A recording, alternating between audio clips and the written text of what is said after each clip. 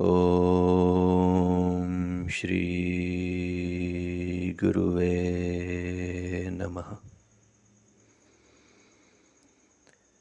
रहस्यमयी ज्ञानगंज की अद्भुत यात्रा के वृत्तांत का 7वां अध्याय। रहस्यमयी ज्ञानगंज की अद्भुत यात्रा से लौटकर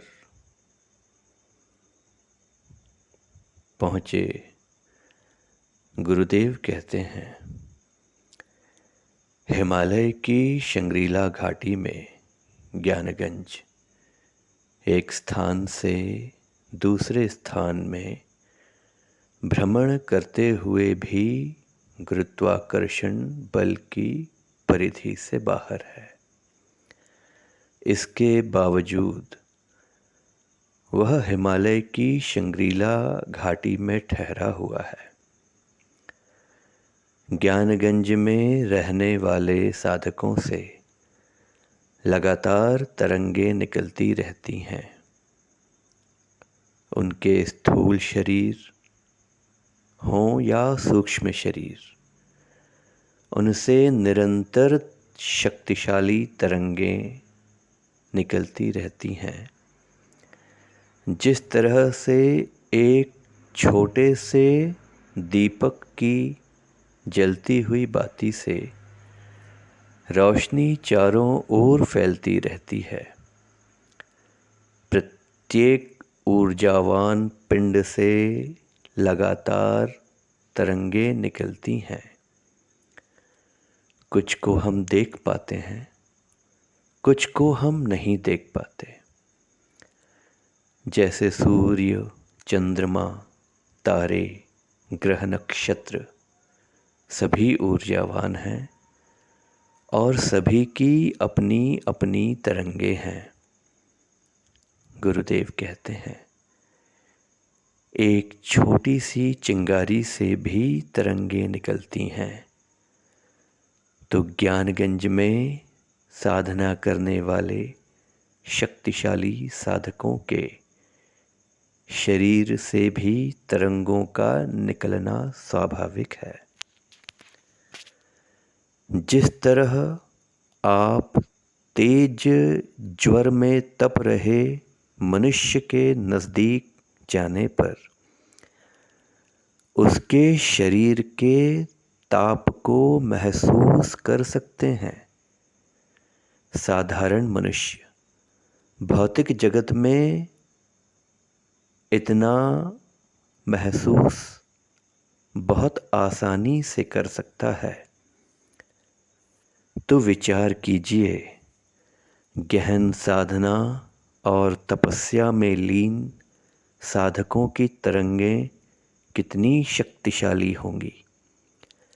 यही कारण है कि ज्ञानगंज के साधकों के शरीर से या उनके सूक्ष्म शरीरों से निकलने वाली तरंगों के कारण ज्ञानगंज ठहरा हुआ है। साधकों के शरीर से निकलने वाली तरंगों को ज्ञानगंज का वातावरण अवशोषित कर लेता है और इन्हीं अवशोषित तरंगों के माध्यम से वह शंग्रीला घाटी में ठहरा हुआ है। शंग्रीला घाटी से बाहर नहीं आता। इसी घाटी के दायरे में भ्रमण कर रहा है ज्ञानगंज। भ्रमण इसीलिए करता है क्योंकि ज्ञानगंज भी ऊर्जा का सघन भंडार है।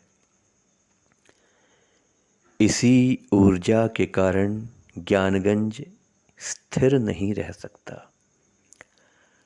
और इसे ऊर्जा मिलती है यहाँ के साधकों के शरीर से निकलने वाली तरंगों से। गुरुदेव कहते हैं, इससे अधिक शब्दों में ज्ञानगंज की स्थिरता और ज्ञानगंज की अस्थिरता की व्याख्या नहीं की जा सकती। इस ब्रह्मांड में प्रत्येक वस्तु का नियत स्थान निर्धारित है। हिमालय पर्वत अपने स्थान पर निर्धारित है। अरब सागर अपने नियत स्थान पर निर्धारित है। बंगाल की खाड़ी वह भी अपने स्थान पर निर्धारित है।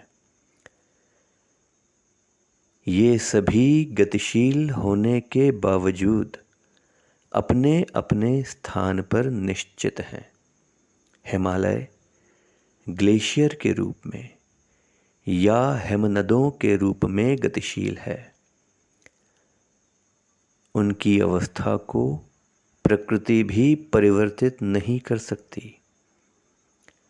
गुरुदेव कहते हैं, आपके भी तो हाथ, कान, नाक, आँखें, वक्षस्थल, कमर, पेट सभी तो अपने अपने स्थान पर निर्धारित हैं।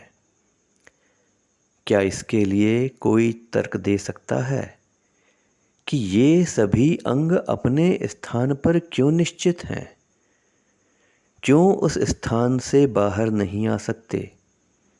या क्यों उनका स्थान बदल नहीं सकता? ठीक उसी तरह यदि कोई तर्क दे कि ज्ञानगंज शंग्रीला घाटी से बाहर क्यों नहीं आ सकता, तो आप विचार करें, क्या इस तर्क का कोई उत्तर उचित होगा? अब हम आगे की चर्चा करेंगे रहस्यमयी ज्ञानगंज की अद्भुत यात्रा के वृत्तांत के 8वें अध्याय में। 8वां अध्याय बहुत ही महत्वपूर्ण है, क्योंकि उसमें उत्सुक साधकों के कुछ कौतूहल, उनकी कुछ उत्सुकताएं, उनके कुछ प्रश्न, उनकी कुछ शंकाएं, उनका समाधान उन्हें मिल सकता है। 8वें अध्याय के लिए आप सभी से विनम्र अनुरोध है कि इस चैनल को सब्सक्राइब करें, लाइक करें, शेयर करें, बेल आइकॉन को प्रेस करें और 8वें अध्याय का इंतज़ार करें। ओम श्री गुरुवे